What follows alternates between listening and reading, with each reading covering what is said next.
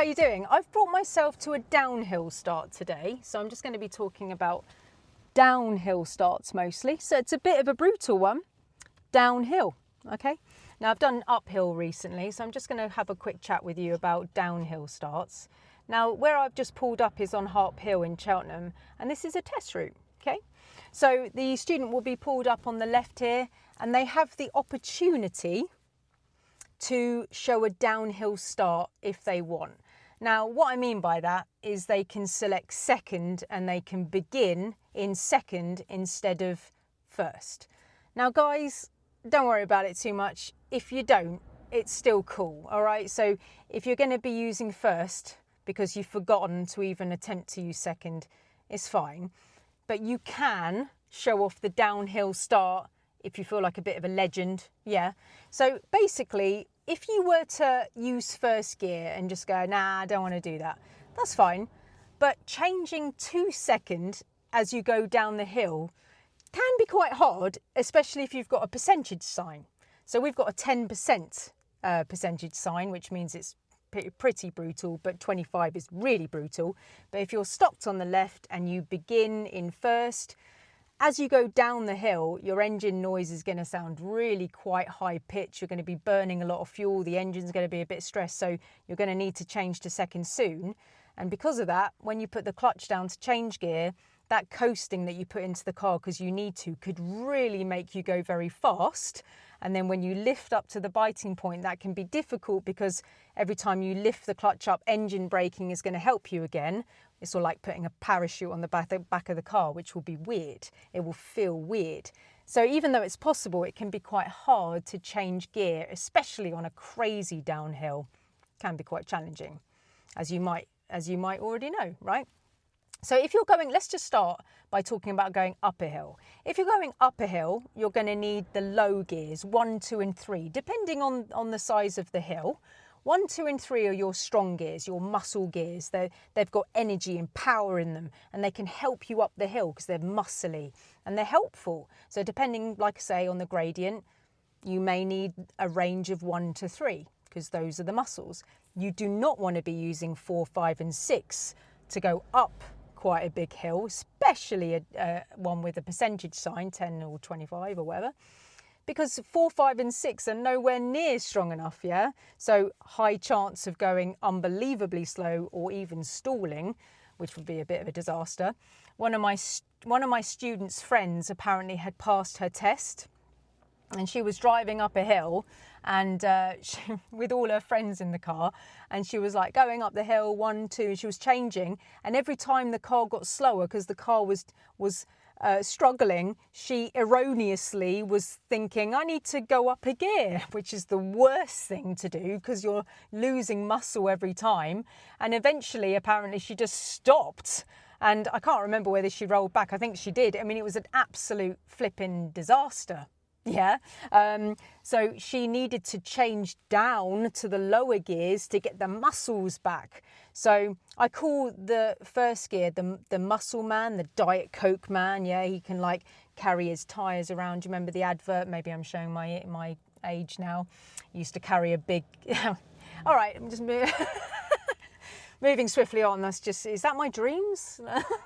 No, anyway, the Diet Coke man was just a big muscly bloke on the adverts. Anyway, and then gear 6 is like your granny, who's like 107 and she's got 2 Zimmer frames and she's just really weak, yeah? So gear 1, muscles, gear 6, no. So as you can imagine, you need to return back to the lower gears where the muscles are to help you up the hill. In the same breath, when you're going down the hills, you also need the lower gears because they're going to help you with engine braking. It's almost like I said before, like having a parachute on the back. It kind of like holds you from going too fast down the hill because you're in the lower gears. They're not as capable of building loads and loads of speed, and you're losing control because there's like less engine braking.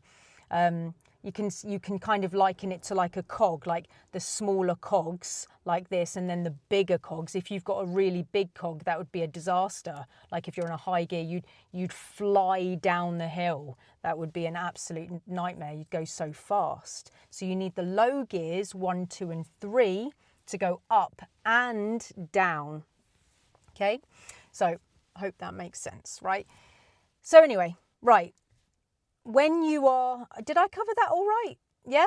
So if you're in the higher gears, you're going to fly down the hill, which could make you go so fast that you need to brake more. The lower gears are like having the parachute on the back, so you won't go as fast. The good thing about using the lower gears is that you're going to need to use less braking. Don't leave it alone. If you need braking, that's obviously fine. But if you're using the higher gears, like 4, 5 and 6, you're going to brake more. And if you're using loads and loads of brake and you're going down like the Alps in France, you can get something called brake fade. So if you were using your brakes constantly, they can heat up and fail. If you're going down like some kind of mountain with the brakes on. That happened to my student on holiday actually. Her parents were going down a big mountain with a caravan on the back, and apparently they got brake fade. I mean, how unbelievably petrifying is that? The brakes don't work because they've heated up their brakes too much. So being in the lower gears is helpful because it's got that parachute, stops you from going too fast down the hill because of the engine braking. Okay, so what I'm going to be doing is I'm going to be moving off from here, this test downhill, and I'm going to be starting it in second. And this is useful because if I start in second, then I can use second for more as I go down the hill without the worry that I instantly need to change out of first to get to second, which could make me go quite quickly when I put the clutch down. It would be uneven if I did that. I'd start in first, I'd move off, and then I'd go down the hill, and then the engine noise would sound like it was like, help me, I need a higher gear, right? So I would then put my clutch down, the hill would get me because I'd now be coasting. It's like a ball leaving the hand at this stage, and it's just allowed to go as fast as it wants because it's got no parachute, right? Yeah, the parachute is just deflated and gone, and I'm running down the hill like a crazy, yeah? And then when I put it back into second and lift the clutch, then the parachute comes back, and then it's like, and it slows me down, and that can be very uncomfortable. And there's no brake lights at the back of the car, so it could be dodgy for the person behind. So it's quite nice to start in second so that I could cover more ground, yeah. And then I might be able to change up to third later if the hill allows, okay. So anyway, I'm going to be performing a downhill start, all right? And I am going to be starting in second gear. So I'm going to be putting it in second like this. And then I'll talk you through how to do it, all right? Once I've got it in second, I can't do it at the moment with the engine on, right? I'll do it in a second. So I'm going to go clutch down second, my handbrake is on, but my clutch down is in second, then I'm going to put my foot brake on, okay? And then when I get rid of the handbrake, I'm not going to move because my foot brake is on as well as my clutch being down in second. I'll talk you through this in a minute, okay? When my handbrake is gone, I'm going to then check to see if I'm all right, like that, all the way around. And then if I am, signal to the right if somebody needs it. And then I'm going to release the brake, okay? And then I'm going to start rolling. I call that a rollout, okay? And I'm going to roll. Now, I can't let it roll for too long because the hill may actually make me go faster than my gear's capabilities. And then I'll get the parachute come back when I lift my clutch. And if I get my timing wrong, that's going to feel bad because the speed of the car will be faster than the gear that I'm going into. And then that will make me feel the parachute and that will feel uncomfortable, maybe be dangerous for the person behind because I haven't got any brake lights on, okay? So I'm just going to talk you through that. It would be more likely that that would happen if I was using first. Which way shall I put the camera for this? You know the hill, right? You understand the hill amount. I think I'm gonna face it towards me. I'll talk you through it. Okay, let's do it. Okay, so car on, steering wheel up because I'm not filming anymore. Okay, so clutch down into second. The gear stick is in second. My foot brake is on, okay? Now, I'm just gonna have a quick check. There's no one around. Handbrake down. I'm not moving because I've got my foot brake on, yeah?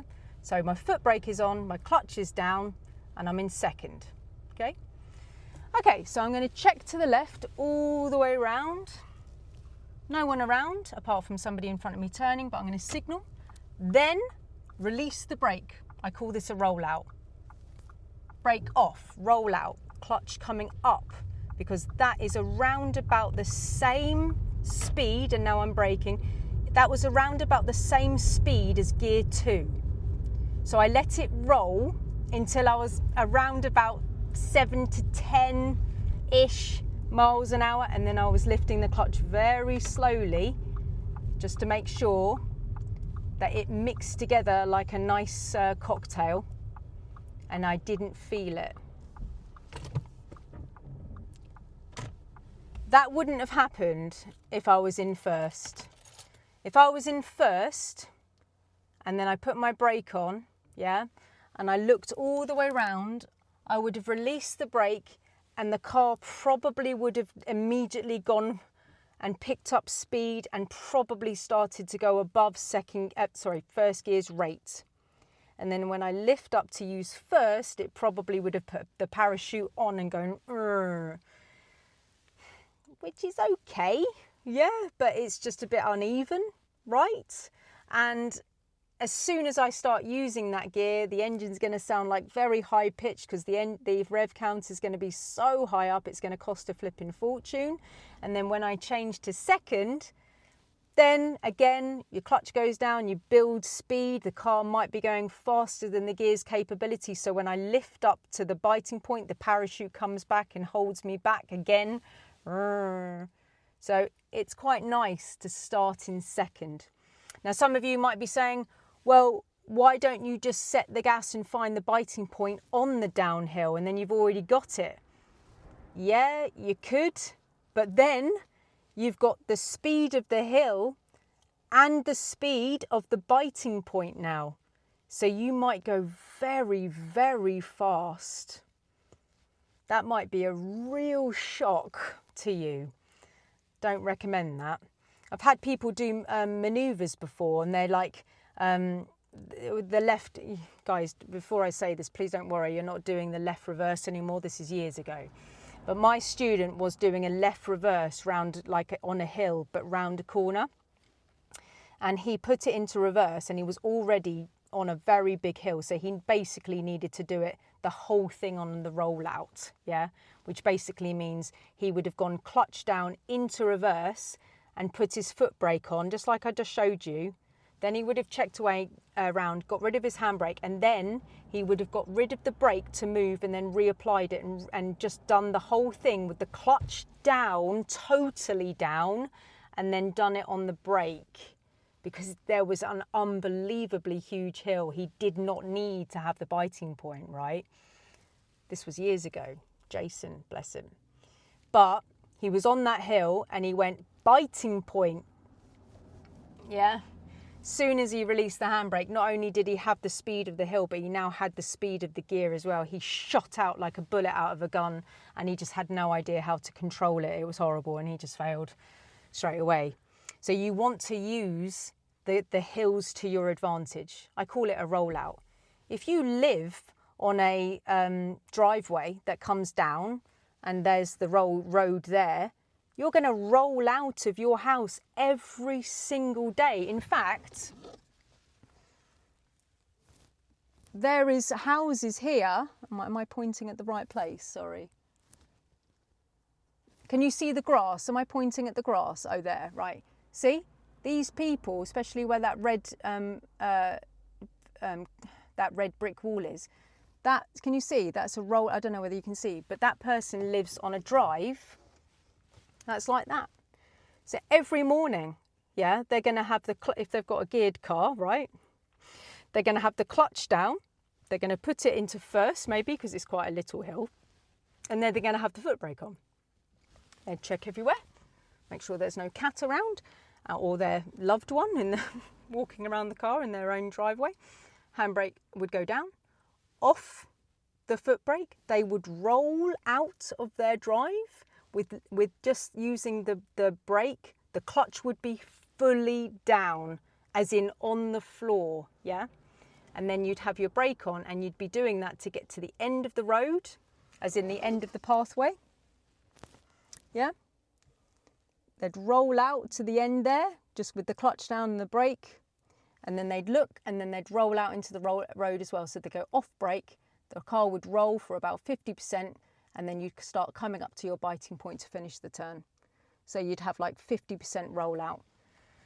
They would not be finding the biting point to leave their house. They don't need it. They're using the hill to their advantage. Going back to Jason, the one that failed for going down the hill, he had to put it into reverse, technically speaking, because he needed the white lights on the back.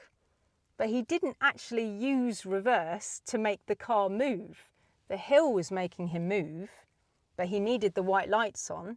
So clutch down into reverse, foot brake on, check around, off the brake, leave the clutch down, totally down. And then using the brake to use the hill to your advantage, okay? If your clutch is on the biting point, you must not be using the brake. The clutch has to be fully down for you to use the brake. I've made videos about that. That is not what I'm talking about. If you are on the biting point and you're using the brake, that is not correct.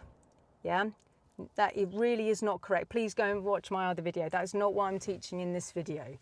This is a rollout. We're talking about using the gradient to your advantage. Okay. Now this time, I'm on a much, much smaller gradient. It is really not very big now, at all. Okay. So even though I'm on a hill, it's a baby hill. So when I pull away from here, I'm still going to use a rollout, but it's going to be on a much smaller scale. So I feel like I can use first for this. So let's do this one. Okay. So clutch down. And first gear, because baby hill, yeah, baby hill, okay? So I'm going to check from the left all the way around. This is a baby hill, so I'm not going to bother having my foot brake on this time, but I am going to check, because when I release the handbrake, I'm going to move. So I can see a car coming. So I'm going to check to the left. He's now overtaking me. Checking ahead. Actually, just for the purposes of this exercise, I'm just going to wait for these, because I just want to talk it through. I'm just going to wait for these guys. There's only 2 more and then we'll go. Okay, so, okay. Check the blind spot. Signal on. Foot is stanced above the gas, but I don't need it. Clutch is all the way down. I'm using the gradient to my advantage. Checking. Handbrake down, rolling, matching the speed now to my gear 1. Which is about 5 miles an hour, finding the bite, mixed together beautifully. So the hill only made me go around about 5 miles an hour, which is fine. Coming up to the biting point, didn't put the parachute on. The car wasn't going faster down the hill than my gear was capable of. So the gear didn't put a parachute on the back that felt uncomfortable, yeah? Sometimes the hills can make the car absolutely like go down the hill at a zillion miles an hour. So if you put it into first gear when you're going down a hill and then you lift the clutch, you're in serious, well, you'll fail your test, definitely, but you're in Crashville. So let's just say you went down a really big hill, yeah? You had your clutch down and you went down a really big hill and the car was just picking up speed. And then for some reason you put it into first because you thought, I'm going really fast, I'm going to use first, yeah? And then you lifted the clutch. The clutch would then put, the gear would put a massive parachute on the back of your car to slow you down because it's like, oh, first. That means we need to go back to 0 to 5 miles an hour. So it would put a huge parachute on the back of your car. No brakes would show at the back of the car, which is extremely dangerous for the people behind. That's definitely a fail. And it would be extremely dangerous for the person behind because they could go into the back of you. So you need to use the gradient to your advantage. Do you live on a downhill gradient? Is your car's drive on a gradient that's facing downhill? If so, you're going to roll out. That's what I call it. You're going to roll out of that every single morning. Are you doing a big hill on your test? Is it so big that you could start in second? Guys, you don't have to. I don't want to stress you out with this, yeah? You don't have to, but it is the technical way of doing it. You could start in second because after you've moved off, you're going to be able to roll for a lot longer before you need to change gear. And also it's easier to match your revs, the movement, the speed to the revs of the gear, and it will mix together much nicer. This has been a bit of a technical video. I hope this has come across carefully, and yeah, I hope this helps you as per usual. See you on the next video, guys.